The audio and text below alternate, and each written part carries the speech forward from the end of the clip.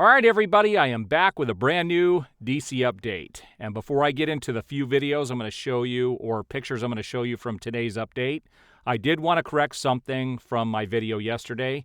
I did not give the right credit for some of the scores that I was talking about in that video, and I didn't have everything in front of me at the time. And I did that video without any notes, and I should have brought in at least the names of the composers. And this is going to further show you just how far down the list John Murphy is. But it was John Powell who did the How to Train Your Dragon trilogy, and those scores are freaking awesome. Okay, if you guys ever check those out, you want to check those out. And then the other score was the Chronicles of Narnia, was Harry Gregson Williams. And again, another epic set of scores. And again, it just shows you how far down the line someone like John Murphy, or whatever his name is going to be down that list. He's just not one of those top tier composers. But I think I've talked enough about that for now. I'm hoping he will surprise us with his score for Superman Legacy, but I am not holding my breath that either him or James Gunn is going to be able to pull off the epic magic trick that they need to make it a massive success. It looks like it's going to be a budget production, and is going to they're going to do it on a budget, and then if it makes more than $300 million, they'll call it this massive success, which again will not have as many ticket sales and goes into that whole ecosystem thing I talked about in my last video. But let's take a look at what I've gathered since the other day. So the first thing I wanted to cover is that James Gunn does confirm.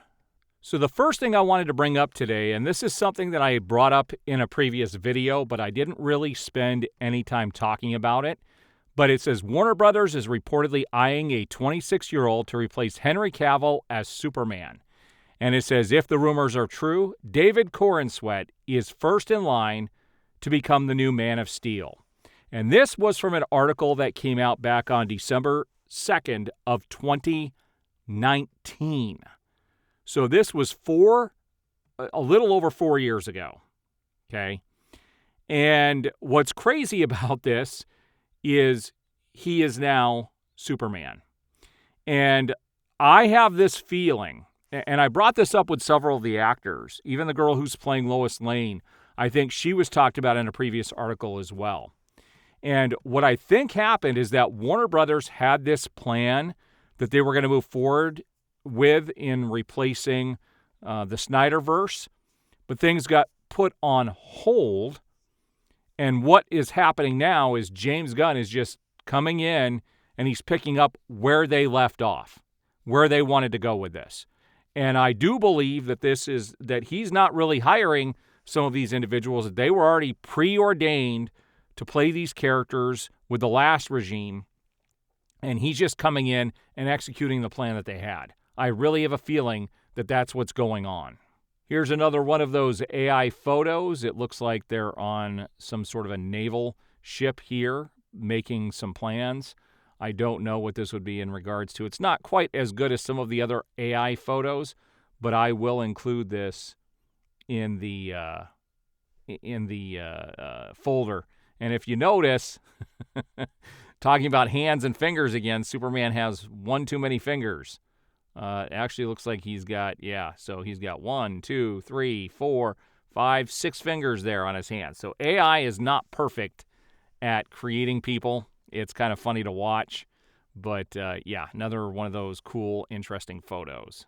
So this was posted back yesterday. It says, once again, Zack Snyder's Justice League is trending, and today alongside Black Adam and Wonder Woman, as if fans are trying to tell Warner Brothers Discovery and James Gunn and Netflix and Universal Pictures that they are what they are interested in.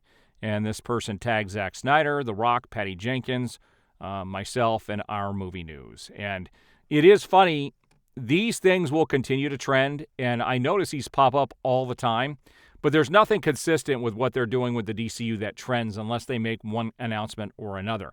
But these are things that continue to trend, and every day it's something different, but you can find these, and Zack Snyder pops in there a lot too. There's more talk about these things than anything that Warner Brothers is currently doing. So James Gunn came out and debunked a rumor, and this goes in line with what I talked about a couple videos ago where people were talking about Batman being cast very soon. And someone asked, is it true that a new actor is about to be cast for Batman? How are they going? At James Gunn. And James Gunn said, keep getting this question. Don't know where it's coming from, but wherever it is, it's totally false. We don't have a script yet. And as we know, James Gunn has said, if there is no script, they aren't going to hire somebody or do casting. So this does lead us to Supergirl again. He cast Supergirl. So is he directing Supergirl? Is that script done for Supergirl? Or is he going to have her in Superman Legacy, in which he said the other day that he never said she's going to be in Superman Legacy? So which is it? And again, if she is in it, he said he will never cast somebody in a movie if, just to set up another film. And so there's just a lot of just weird stuff going on with his comments. Now, this was just some random post that James Gunn put up the other day, and somebody said, what alternate suits would you want to see in a Superman game? And James Gunn responded with, I get a lot of trunks or no trunks questions. Very few bullet belt or no bullet belt. And so he just shows all these different things in here. I think Superman should have some sort of a belt. I don't think it necessarily... I like what they did in Man of Steel. I think they made a modern suit that was still classic, but definitely had that modern look to it without alienating anybody. But we'll see what James Gunn's cooking up. We should get pictures here in the next couple of months because it does start filming in the middle of next month. So this is James Gunn talking about that Christopher Reeve Superman documentary that was acquired by Warner Brothers. And he said, I saw the stunningly beautiful documentary, Superman, the Christopher Reeve story, a couple of weeks ago. It emotionally floored me. Peter and I knew DC Studios needed to be involved, and I'm grateful to Peter and our Warner Brothers Discovery family at Warner Brothers, HBO, CNN, and Max, having worked so hard to acquire it.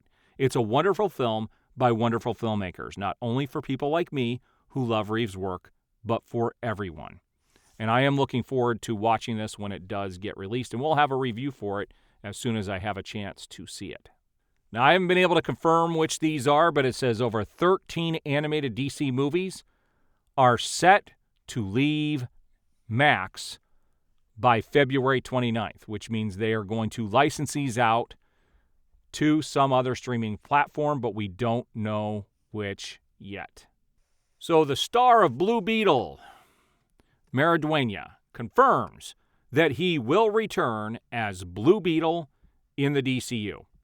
Now, this just cracks me up that everybody who failed at the box office, and Blue Beetle, I think, was the worst out of all of them, that Blue Beetle will be back. And we also have James Gunn's Suicide Squad, which was a bomb at the box office as well.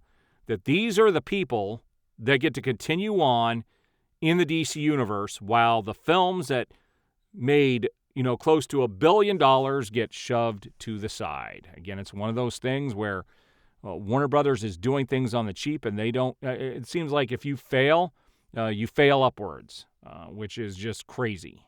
So this is the last photo I have today, and this comes. This was put out on September 4th of 2023, but it's worth noting. It says James Gunn deletes Facebook account after getting brutally trolled for his controversial comments about Christopher Nolan and Tim Burton's Batman films. James Gunn has now deleted his Facebook account as per reports after his controversial comments about Batman went viral. And you can read the article from what it shows here. What's crazy about this is he keeps leaving platforms where people can say bad stuff about him. He's left Facebook. He's all but completely done on Twitter. And now he's over on Threads, because on Threads you can't say anything negative. If you say anything negative, they throw you out. So it's his safe space. And that's where he can come in and say whatever he wants without having to worry about any type of repercussions for his comments. So it seems like James Gunn likes to run from his past. And he's got quite the past.